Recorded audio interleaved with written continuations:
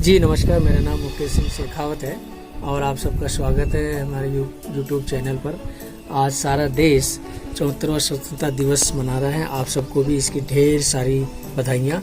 और अगर हम पलट के देखते हैं, पिछले 73 सालों में देश ने हर क्षेत्र में काफ़ी उन्नति की है। इसके बावजूद भी अगर हम सोसाइटी में देखते हैं, चारों तरफ नज़र उठा के, तो कहीं ना कहीं बहुत सारा पेन दिखता है, बहुत सारी दिक्कतें दिखती हैं। तो आज मुझे भी एक 10 साल पहले की घटना याद आ गई है। मैं सरकारी स्कूलों के साथ एक कार्यक्रम था जिसके साथ मैं काम कर रहा था राजस्थान के एक डिस्ट्रिक्ट में, जो शहरी जनजाति बहुल इलाका है। तो उस एक सरकारी स्कूल ऐसा था जो हमारे लिए एक तरह से लैब स्कूल जैसा था।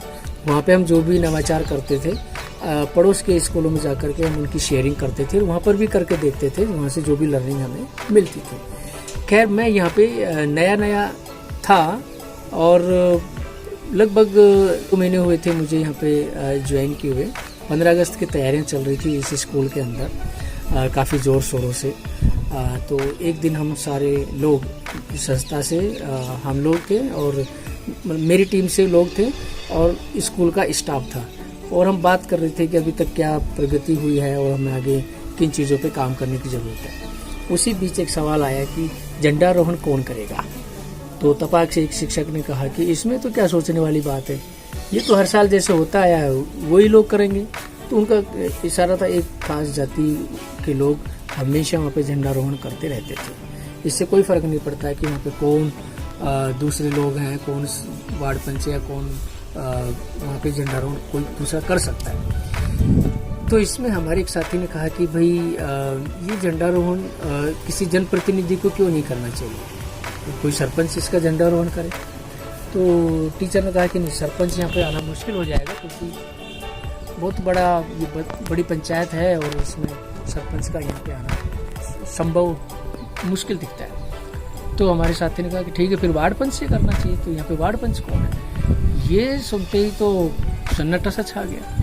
थोड़ी देर बाद वो टीचर जो है सन्नाटे को तोड़ते हुए कहा कि ये कैसे हो सकता है, ये हो ही नहीं सकता। तो हमारे साथी ने कहा क्यों नहीं हो सकता, क्या हुआ।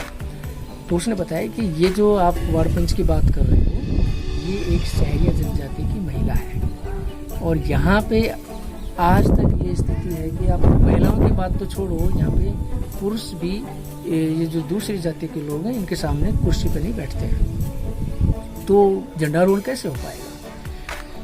तो अब ये तो गंभीर बात आ गई थी। तो उन्होंने कहा कि अगर आप ऐसे करने की कोशिश भी करेंगे तो यहाँ पे माहौल ख़राब हो सकता है, तनाव हो सकता है, और जो लोग हमेशा से यहाँ पे झंडारोहण करते आए हैं उनको बुरा भी लग सकता है, वो नाराज़ हो जाएंगे, आपस में इनमें कुछ तनाव हो जाएगा। तो हमने कहा कि गड़बड़ हो गया, देखो मतलब मुश्किल ही होगा। अपने मन में थोड़ा सा सोचा, फिर अचानक से ये हुआ कि एक टीचर जो था उसने इस बात को आगे बढ़ाते हुए बोला कि एक टीचर वहीं पे बैठे हुए थे जो शहरिया समुदाय से आते थे, जनजाति से आते थे। उनकी तरफ मुखातिब होते हुए बोला कि क्यों जी, आप बताओ क्या वो महिला झंडारोहण कर लेगी। तो उसका कहने का मतलब ये था कि अगर हम कहेंगे भी उस महिला से कि आप वार्ड पंच से कि आप झंडारोहण करें, तो वो और उसका परिवार तैयार ही नहीं होगा।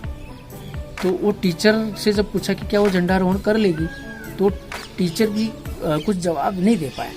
और मैं उसके चेहरे पे जब देख रहा था तो मुझे उसके चेहरे पे कहीं भी कोई एक तरह से आत्मविश्वास जैसी या एक विश्वास जैसी कोई चीज़ दिख नहीं रही थी कि हाँ ये झंडारोहण हो सकता है। वो चुपचाप बैठे रहे। तो फिर हमने यहाँ पे थोड़ा सा संभावना देखा कुछ बात बन सकती है। तो हमने उन टीचर से पूछा जो शहरिया जनजाति से थे कि क्या आप हमारी थोड़ी सी इसमें हेल्प कर सकते हैं कि वो जो महिला वार्ड पंच है, आप हमारे साथ चलें और उनसे थोड़ा बातचीत करने में हमारी मदद करें।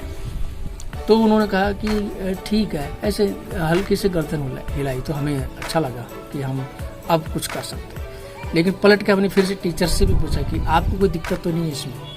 तो एक्चुअली में टीचर्स जो है ना कोई इसमें सहमति दर्शा रहे थे, क्योंकि तकनीकी रूप से तो जो वार्ड पंच है उसको झंडारोहण करने में क्या दिक्कत है। वो किसी भी समुदाय की हो, किसी भी जाति से हो, उसमें कोई भेद थोड़ी होना चाहिए।